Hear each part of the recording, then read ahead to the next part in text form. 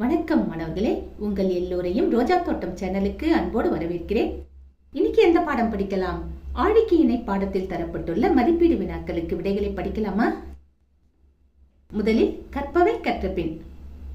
1. இருபொருள் தரும் சொற்கள் சிலவற்றை எழுதி அவற்றின் இரு பொருள்களையும் எழுதுக.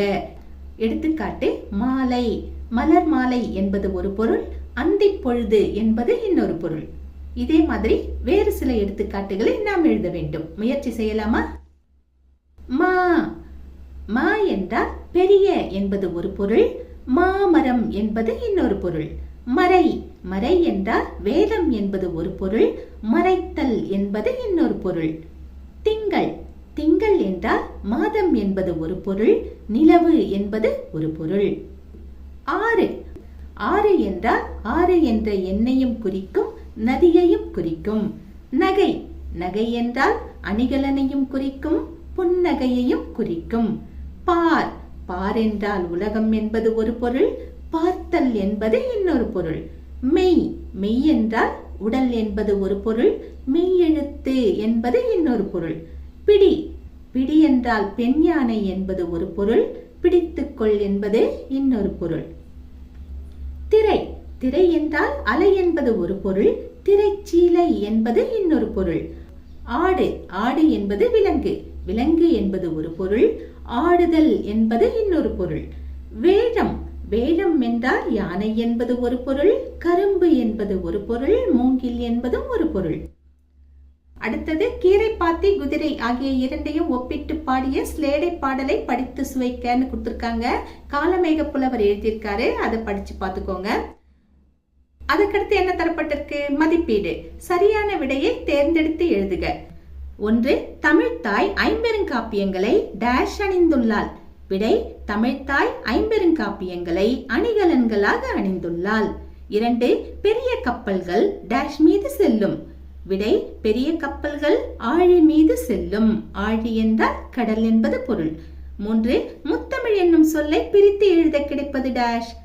முத்தமிழ் என்னும் சொல்லை பிரித்து எழுத கிடைப்பது 3 கூட்டல் தமிழ், முத்தமிழ். 4. தன் அலையால் சங்கினை தடுத்து நிறுத்தி காக்கிறது. இத்தொடரில் தன் என்னும் சொல் டேஷ் குறிக்கிறது. இத்தொடரில் தன் என்னும் சொல் கடலை குறிக்கிறது.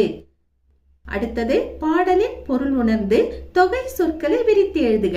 இங்க 3 தொகை சொற்களை கொடுத்திருக்காங்க. முத்தமிழ் கொடுத்திருக்காங்க, முச்சங்கம் கொடுத்திருக்காங்க, முச்சங்கு கொடுத்திருக்காங்க. இந்த 3 தொகை சொற்களையும் நாம விரிச்சு எழுதணும்.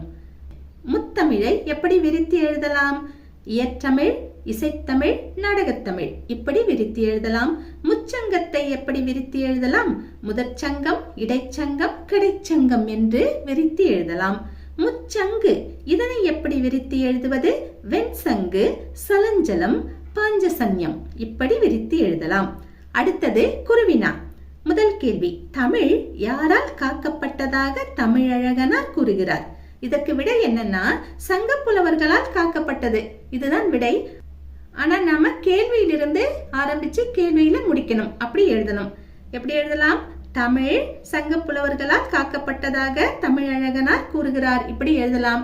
இன்னும் கொஞ்சம் ஒரு படி மேல போய் புத்தகத்தில் இருக்கிற மாதிரியே எழுதணும். அப்படின்னா, தமிழ் சங்க பலகையில் அமர்ந்திருந்த சங்க புலவர்களால் காக்கப்பட்டதாக தமிழழகனார் கூறுகிறார் இப்படி எழுதினால் விடை மிக அழகாக இருக்கும். அடுத்தது 2வது கேள்வி: இரட்டர மொழிதல் அணி என்பது யாது? பக்கம் 6க்கு வாங்க. இங்க தலைப்பு இருக்கு இல்லையா? இரட்டர மொழிதல் அணின்னு ஒரு தலைப்பு இருக்கா? அதுக்கு கீழே இருக்கிற 2 வரியை நாம எழுத வேண்டியதுதான். என்ன தரப்பட்டிருக்கு? ஒரு சொல் அல்லது தொடர் இருபொருள் தருமாறு அமைவது இரட்டுற மொழிதல் அணி ஆகும். இதனை ஸ்லேடை என்றும் கூறுவர். இதுவரைக்கும் எழுதலாம். அடுத்தது சிறுவினா. தமிழையும் கடலையும் ஒப்பிட்டு தமிழழகனார் கூறுவன யாவை? 6வது பக்கத்துக்கு வாங்க. மேல போனீங்கன்னா பாடலின் பொருள் இருக்கா? அதுக்கு கீழே தமிழ்னு ஒரு தலைப்பு இருக்கு பாருங்க. அந்த தலைப்பின் கீழே இருக்கிற 3 வரிகளை எழுதணும். அதுக்கப்புறமா கடல்ங்கிற ஒரு தலைப்பு இருக்கா? அதுக்கு கீழே ஒரு 3 வரி விடை இருக்கு. அதையும் சேர்த்து எழுதணும். இந்த 2 தலைப்புகளையும் எழுதிட்டு கேள்விக்கு ஏத்த மாதிரி விடையை முடிக்கணும். எப்படி முடிக்கணும்னா, இவ்வாறு தமிழையும் கடலையும் ஒப்பிட்டு தமிழழகனார் கூறுகிறார் இப்படி முடிக்கணும். அடுத்தது சிந்தனை வினா. தமிழுக்கும் கடலுக்கும் உள்ள ஒற்றுமைகளாக நீங்கள் கருதுவன யாவை? சிறுவினால கேட்டது தமிழையும் கடலையும் ஒப்பிட்டு தமிழழகனார் கூறுவன யாவைன்னு கேட்டாங்க. அவர் என்ன சொன்னாரோ அதை நாம புத்தகத்திலிருந்து எடுத்து எழுதிட்டோம். ஆனா இந்த கேள்வியில நாம என்ன நினைக்கிறோங்கிறது நாம எழுதியாகணும். அவங்கவுங்க சிந்தனைக்கேற்ப இந்த விடையை எழுதலாம். ஒரு உதாரணத்துக்கு நான் இந்த விடையை கொடுக்குறேன், பார்த்துக்கோங்க.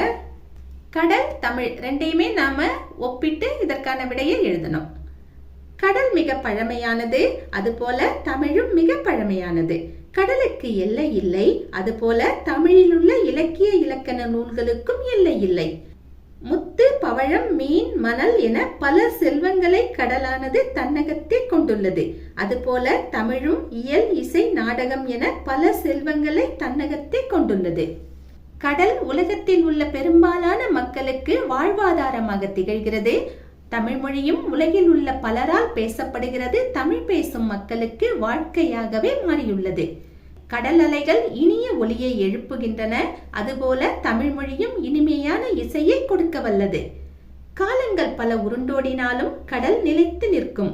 அதுபோல ஆயிரம் ஆண்டுகள் கடந்தாலும் தமிழ் என்றும் தமிழாகவே நிமிர்ந்து நிற்கும். கடலை யார் வேண்டுமானாலும் பார்க்கலாம், ரசிக்கலாம், பயணம் செய்யலாம். அதுபோல தமிழையும் யார் வேண்டுமானாலும் படிக்கலாம், எழுதலாம், இசைக்கலாம், ரசிக்கலாம். இவைகளையே தமிழுக்கும் கடலுக்கும் உள்ள ஒற்றுமைகளாக நான் கருதுகிறேன். இது என்னுடைய கருத்துக்களா நான் கொடுத்திருக்கேன். நீங்க உங்களுடைய கருத்துக்களையும் நீங்க இணைத்து எழுதலாம். சரிங்களா? இந்த விடை ரொம்ப பெருசா இருக்குன்னு நினைச்சீங்கன்னா ஒரு சில பாயிண்ட்ஸை நீங்க விட்டுட்டு எழுதலாம். சரிங்களா மாணவர்களே? இன்று நாம் ஆழிக்கு இணை பாடத்தில் தரப்பட்ட மதிப்பீடு வினாக்களுக்கான விடைகளை பார்த்தோம்.